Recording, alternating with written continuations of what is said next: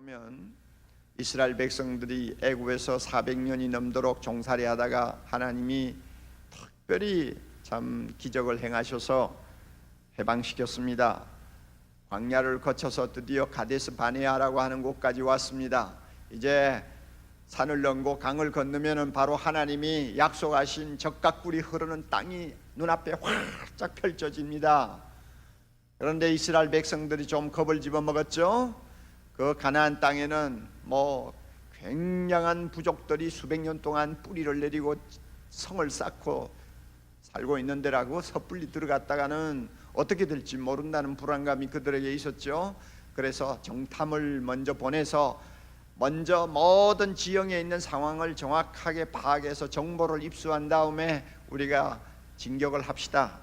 이제 겁이 나니까 그렇게 제안을 했고, 결국 그 제안이 받아들여서 각 지파마다 한 사람씩 유능한 젊은이들을 뽑아가지고 12명을 가나안 땅에 먼저 들여보냈습니다. 그래가지고 몰래 다니면서 온 땅을 정탐했습니다. 40일 동안 정탐했어요. 성이 얼마나 높고 큰지, 백성들이 얼마나 무장을 하고 있는지, 지형이 어떻게 생겼는지 다 조사해가지고 가지고 왔어요. 이스라엘 백성들은 학수고대하면서 그들의 정보를 기다리고 있었습니다. 그 정보가 어떻게 오느냐에 따라서, 무슨 보고를 듣느냐에 따라서 이 그들의 운명이 결정이 되는 거니까 얼마나 그 초조하게 기다렸겠어요. 12명이 40일 동안 정탐을 하고 돌아왔습니다. 그런데 12 중에 10명은 뭐라고 했는지 알아요? 틀렸어. 그곳에 사는 사람들은 굉장한 거인들이야. 안악자손을 우리가 보았는데 우리는 그들 앞에서 메뚜기 같았어. 성곽들은 하늘을 찌를 듯이 높게 쌓여 있어서 우리가 어떻게 그 땅을 정복하냐? 우리 힘으로는 안 된다. 10명이 그렇게 보고를 했어요. 그러니까 듣는 사람들의 간담이 녹아내린 거예요. 그러나 나머지 두 사람, 여호수아와 갈렙, 이 두 사람은 아니야. 그 성이 굉장히 높고 또 튼튼하고 백성들이 크고 장대하지만 우리는 그런 거 겁내지 말라. 가나안 땅은 하나님이 우리에게 주신다고 약속하신 땅이다. 그것은 우리의 땅이야. 올라가기만 하면 하나님이 우리와 함께 싸우시고 우리는 반드시 그 땅을 소유할 것이다. 믿음으로 보고했어요. 두 사람은 믿음으로 보고하고 10사람은 불신앙을 가지고 보고했어요. 여러분, 이럴 때 불신앙이라는 것이 얼마나 하나님을 모욕하고 하나님을 분노케 하는 행동인지 여러분 잘 아시잖아요. 애굽에서 나올 때 사람 힘으로 나왔어요? 광야길을 걸어올 때 사람의 능력으로 살고 걸어왔어요? 모두가 하나님의 능력으로 했는데 가나안 땅 들어가서 정복하는 것만은 마치 자기 힘으로 할 것 같이 불신앙으로 보고했으니 이게 얼마나 하나님에 대한 도전이요. 그래서 하나님께서는 그 10명을 징계하셔서 전부 다 그 자리에서 즉사시켜 버렸어요. 그리고는 이스라엘 백성을 다시 광야로 들여보내가지고 40년이 넘도록 광야 생활을 하면서 하나님을 불신하고 10명의 보고를 듣고 하나님을 원망했던 모든 20세 이상의 사람들이 다 모래바닥에 전부 장사 지내고 다 사라질 때까지 40년을 유리방황하게 만들었죠. 그리고 이제 40년이 지났습니다. 여호수아와 갈렙만이 하나님이 살려놓았어요. 그리고 40년이 지났어요.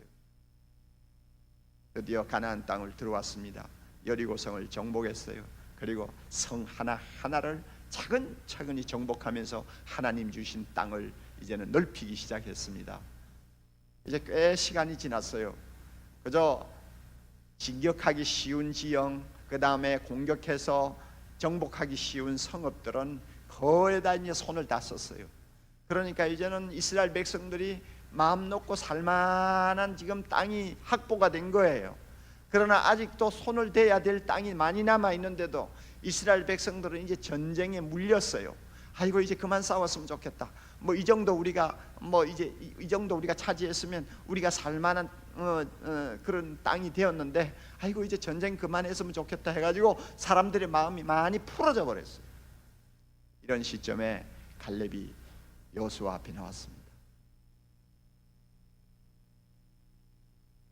내 나이 85세입니다.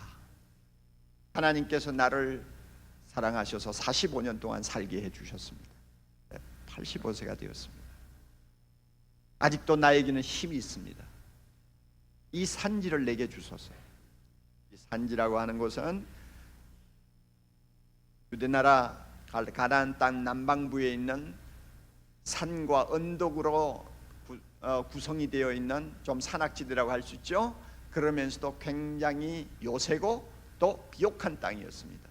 그런데 땅이 워낙 좋으니까 가장 신장이 크고 힘이 있는 족속인 아낙 자손들이 그 지역에 포진하고 있었고, 헤브론과 같은 큰 성을 만들어서 거기서 거주하고 있었어요. 그러니까 가나안 땅에 들어와서 지금 수년 동안 전투를 해도 거기에는 아직도 감히 도전을 못했어요. 그 쳐다보니까 아낙 자손이 버티고 있는데 함부로 갔다가는 안 되겠거든요. 그러니까 슬슬 피하면서 이때까지 남겨놓은 땅 중에 하나입니다. 그런데 갈렙이 저 산지를 내게 주소서. 내가 올라가서 저 산지를 취하겠나이다. 하나님이 내게 주신 땅입니다. 내가 소유하겠습니다. 바로 이것이 갈렙이 여호수아에게 요구한 것입니다. 이런 요구를 듣고 여호수아가 갈렙에게 허락을 했습니다. 그래서 우리가 성경을 좀 지나가면서 보면 갈렙이 드디어 그 땅을 정복합니다. 그리고 그 지역에 가장 신장이 크고 강한 아르바족이 있었는데 그 아르바족을 쫓아내었습니다. 그리고 헤브론 성을 소유했습니다. 그 헤브론 성은 나중에 다윗 왕이 유대 나라를 통치할 때 7년 동안 왕도로 사용하던 성이었죠. 그만큼 그 땅 전부를 소유했습니다. 이 산지를 내게 주소서. 그리고는 그 땅을 소유했습니다. 갈렙으로부터 우리는 무언가 하나님이 주시는 음성을 듣게 됩니다. 여러분, 그 당시 갈렙의 나이가 몇 살이라고요? 85세. 아무리 옛날이지만은 그때나 지금이나 85세면 노인입니다. 노인이에요. 아무리 체력이 좋고 싸움도 할 수 있고 칼도 쓸 수 있다고 하지만 역시 노인이에요. 오늘 특별히 이 자리에 계시는 분들 가운데서 60대 이상 되시는 분, 아니 요즘에는 50대만 돼도 늙었다고 그러잖아. 50대 이상 되시는 분들, 우리가 이런 말씀을 보면서 참 하나님께서 나에게 이 말씀을 가지고 무엇을 교훈하시는가를 귀를 기울일 필요가 있습니다. 50대를 넘어서면 대부분이 무기력해지고 인생의 목표를 상실한 채 하루하루를 살기 쉽습니다.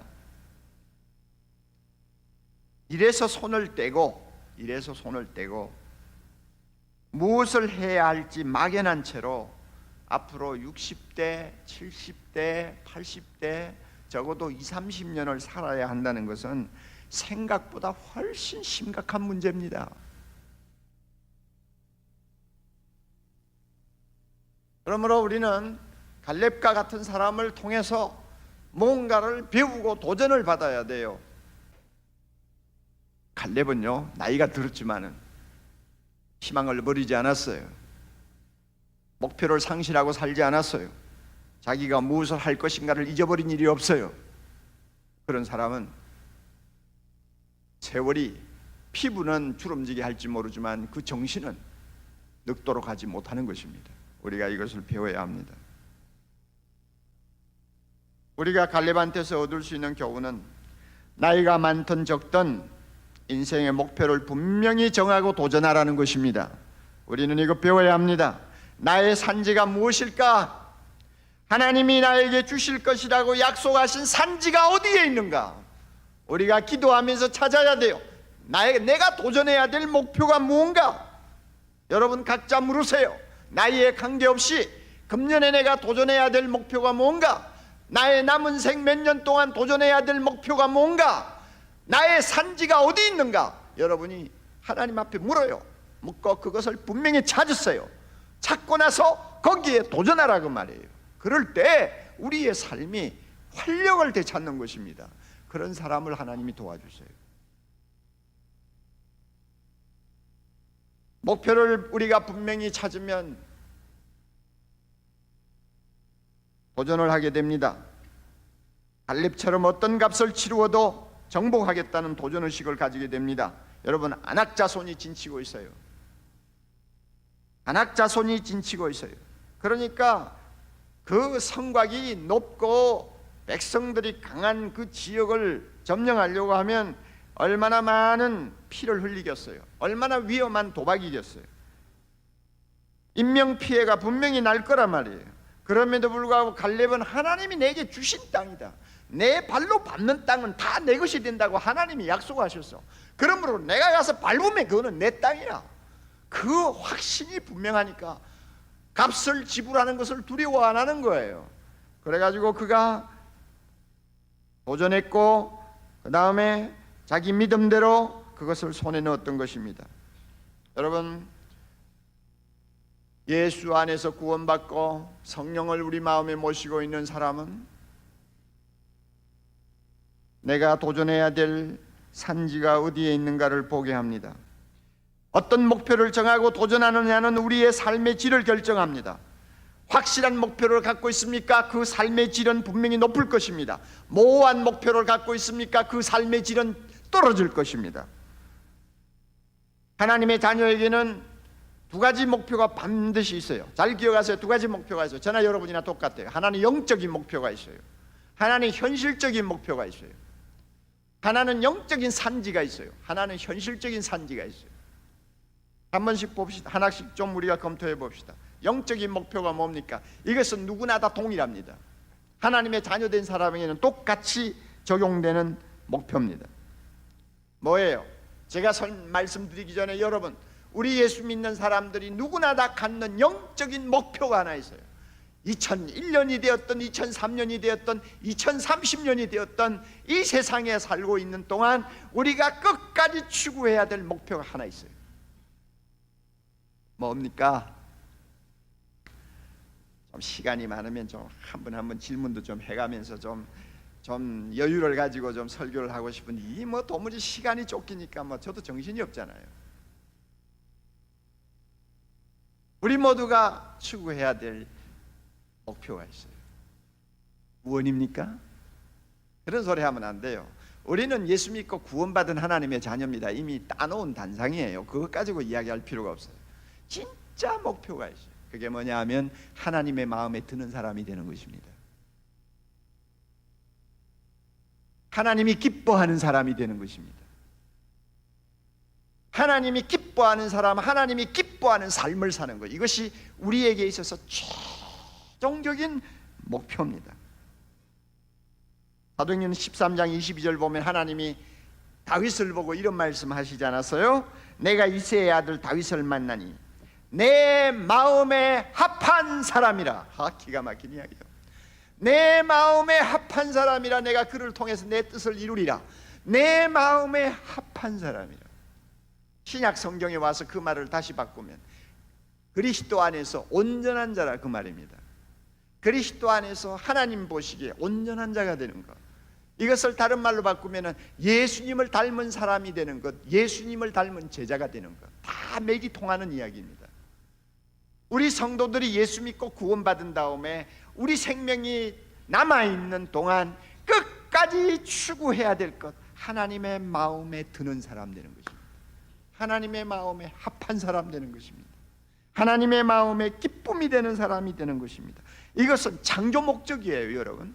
하나님이 우리 인간을 처음에 창조하실 때에 자기 마음에 드는 사람, 하나님 보시기에 좋은 사람 만드는 것이 하나님의 목적이었어요. 그런데 인간이 타락하고 나서 그 목적에서 이탈해버렸잖아요. 그러나 예수 그리스도를 하나님이 보내셔서 우리를 죄에서 구원해 주시고 우리의 모든 죄를 용서하시고 우리를 중생받은 하나님의 자녀되게 한 다음에 드디어 하나님의 원래 창조의 목적을 달성하기 위해서 오늘도 성령과 말씀을 통해 우리를 계속 인도하고 계신데, 그게 뭐냐 하면 하나님이 보시기에 좋은 존재로 만드는 거예요. 이것을 신학적인 용어로 성화라고 그래요. 하나님을 닮은, 예수님을 닮은 정말로 고귀하고 아름답고 거룩한 존재로 계속 다듬어가는 것, 이게 하나님이 소원이거든요. 창조 목적이거든요. 그래서 하나님의 영광의 찬송이 되게 하는 것이죠. 자, 그러면 여러분, 저나 여러분이나 하나님의 마음에 드는 사람이 되는 것을 목표로 세웠으면 구체적인 실천 방안을 놓고 도전하세요. 구체적인 실천 방안이요. 각자가 알잖아요.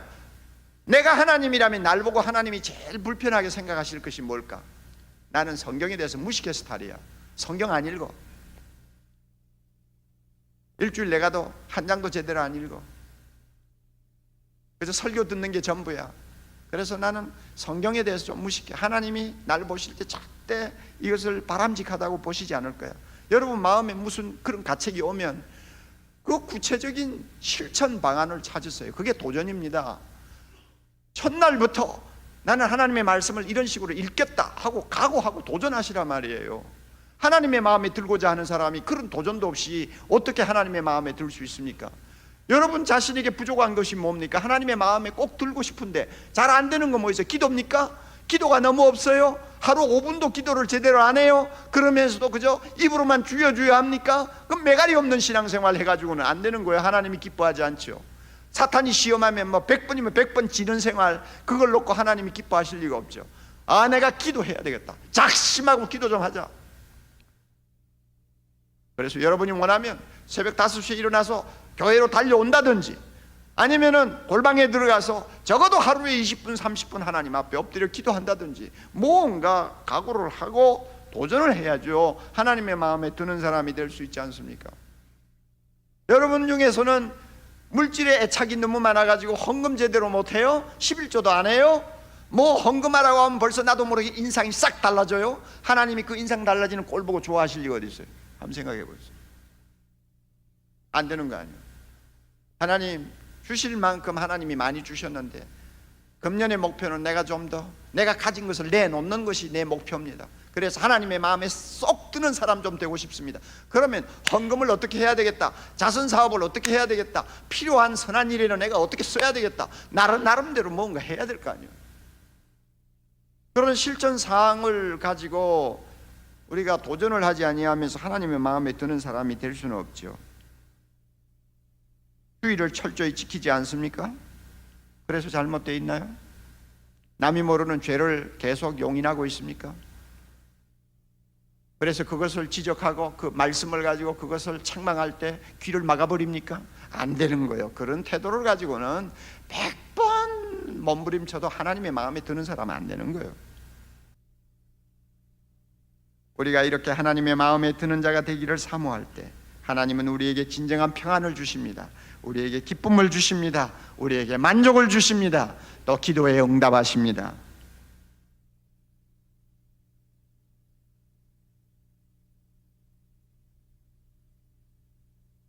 나 주님의 기쁨 되기 원하네. 이거 박자가 안 맞아서 도무지 이거 재미가 없는데, 나 주님의 기쁨 되기 원하네. 그 다음엔 모르겠어요. 내가 원하는 한 가지, 주님의 기쁨이 되는 것. 내가 원하는 한 가지, 주님의 기쁨이 되는 것. 자, 우리 이런 목표 가지고 새해를 살도록 하나님이 은혜 주시기를 바랍니다. 마지막으로 간단하게 현실적인 목표가 있습니다. 현실적인 목표를 정하고 도전해야 합니다. 우리가 세상에 살 동안 하나님께서는 우리 각자에게 할 일을 주셨습니다. 다양한 일이 있고 다양한 직업이 있습니다. 우리 모두 각자가 우리가 일해야 될 장소로 부름받았습니다. 할 일이 있고 소명이 있는 이상 해마다 각자가 성취하고 달성해야 될 목표를 가지게 되는 것입니다. 이것은 막연한 꿈이 아니에요. 당장 노력하고 준비해서 일정한 시간 안에 성취해야 되는 현실적인 목표를 말합니다. 인터넷 파워잡이라고 하는 인터넷에서 조사를 한 걸 보니까, 지난달에 조사를 한 건데 직장인 1407명을 조사했더니 신년에 원하는 자기의 목표가 뭐냐? 1위가 이직이었어요. 자기가 다니는 회사를 그만두고 다른 회사로 옮기는 것. 이게 10명 중에 4명이 같은 대답을 했어요. 그러니까 좀 더 대우가 낮고 좀 더 환경 여건이 나은 직장으로 옮기고 싶다. 이것이 나의 목표다. 그 다음에 두 번째로 자기 개발하고 싶다. 세 번째는 봉급 좀 더 많이 받고 싶다. 뭐 이런 개인적인 목표들을 갖고 있는 것을 제가 보았습니다. 여러분, 우리는 아버지입니다, 남편입니다, 아내입니다, 어머니입니다, 또 회사의 팀장입니다, 학생입니다. 우리는 각자 사회적으로 여러 가지 역할과 일을 맡아서 살고 있습니다. 여기에 따라 우리가 바라는 꿈과 소원도 다양합니다. 그러나 막연한 꿈이나 목표를 가지고 도전하면 안 됩니다. 막연하게 착하게 살아야지, 금년 안에는 착하게 살겠다, 그건 너무 막연한 이야기예요. 금년엔 돈 좀 벌겠다, 막연한 이야기예요. 좀 더 구체적으로 분명하게, 다시 말하면 측정 가능하고 달성 가능한 목표를 정해야 합니다. 그리고 그것을 하나님 앞에 들고 나와야 합니다. 그리고 그것을 놓고 도전할 줄 알아야 합니다. 목표를 바로 알면 삶이 단순해집니다. 확실한 목표는 내가 해야 할 행동과 내가 하지 말아야 될 행동을 분별하는 기준이 됩니다. 성령의 사람은 내가 반드시 설정해야 될 목표를 알게 됩니다. 그리고 그 목표를 구체적으로 달성하기 위해서 도전할 수 있는 능력을 갖게 됩니다. 목표를 들고 하나님 앞에 나와서 열심히 기도하면서 도전하게 됩니다. 그렇다고 1등 집착증을 가지라는 말이 아닙니다. 무엇이든지 1등이 아니면 마음이 풀리지 않는 이런 잘못된 태도를 가지라는 말이 아닙니다. 우리나라 사람은 금메달을 따지 못하면 은메달을 들고도 눈물을 펑펑 쏟는 세계 유일의 민족이라고 하는 말이 있어요. 금메달도 소중하고 은메달도 소중하고 동메달도 다 소중한 것입니다. 그것은 울 일이 아니에요. 감사할 일이 아니요, 그렇죠? 그런데도 1등이 안 되면 못 견디는 이런 악성 바이러스와 같은 병에 걸려 있단 말이에요. 이거는 잘못이요. 하나님의 자녀는 하나님이 각자에게 주신 분수가 무엇인가를 인정합니다. 우리에게는 각자의 분수가 있습니다. 믿습니까? 우리는 그릇이 똑같지 않습니다. 우리의 그릇은 다 다릅니다. 그러므로 하나님이 나에게 주신 그릇을 놓고 자족하는 마음을 가져야 됩니다. 자족해야 돼요. 자기의 분수를 지킬 줄 아는 슬기를 가져야 돼요. 다시 말하면 모자람을 아는 슬기를 우리는 인정해야 됩니다. 가지고 있어야 돼요. 모자람을 아는 슬기, 이것이 필요해요. 이럴 때 내 분수 안에서 분명한 구체적인 목표를 찾고 내 분수 안에서 그 목표를 달성하고자 도전할 수 있는 것입니다. 우리가 구체적인 목표를 세우고 나서요, 한두 번 실패한다고 여러분이 주저앉으면 안 됩니다. 계속 도전해야 됩니다. 다시 도전하고 다시 도전하고 하세요. 그런 말이 있대요. LA에서 여객기가 뜹니다. 태평양을 건너가지고 열 몇 시간 만에 서울로 옵니다. 그런데 여객기가 LA에서 뜨고 나서요, 열 몇 시간 동안 나를 때 지정된 항로에 따라서 제대로 나르는 것은 전체 10%밖에 안 된대요. 그리고 나머지 90%는 항로를 벗어난대요. 가다가 벗어나고 가다가 벗어나고, 그러면 벗어났다가는 또 제자리에 돌아오고 벗어났다가는 또 제자리에 돌아오고, 그러니까 항로를 제대로 따라가는 것은 전체 항로의 10%밖에 안 된대요. 나머지는 벗어났다가 들어오고 벗어났다가 들어오고. 그래도 목표가 분명하니까 서울 인천공항에 도착하는 거 아니에요. 우리의 인생도 마찬가지예요. 목표가 분명하면 어떤 때는 벗어나지요. 실패하기도 하고 주저앉기도 하죠. 그러나 계속 그 목표를 가지고 앞에 놓고 믿음으로 도전하면 결국은 그 목표를 달성하는 사람이 됩니다. 할렐루야. 여러분이 금년에 도전하고 싶은 현실적인 목표가 뭔지 잘 살펴보세요. 그리고 목표를 분명히 정하면 최선을 다하세요. 최선을 다해서 도전하세요. 그리고 또 하나 중요한 거, 믿음으로 기도하세요. 문이 열릴 때까지 기도하세요.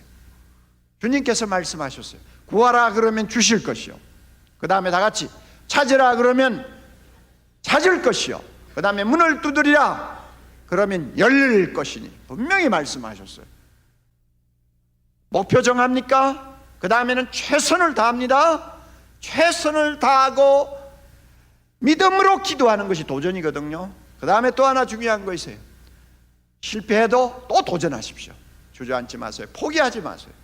이렇게 1년 동안에 우리가 달려가야 될 길, 우리가 손에 넣어야 할 산지를 분명히 확인하고 1년을 달려가면 금년 한 해 동안 우리를 통해서 놀라운 일이 일어날 줄 믿습니다. 기적이 일어날 줄 믿습니다. 하나님의 큰 역사가 우리 눈앞에 펼쳐질 줄 믿습니다. 하나님께서 은혜 주시기를 바랍니다.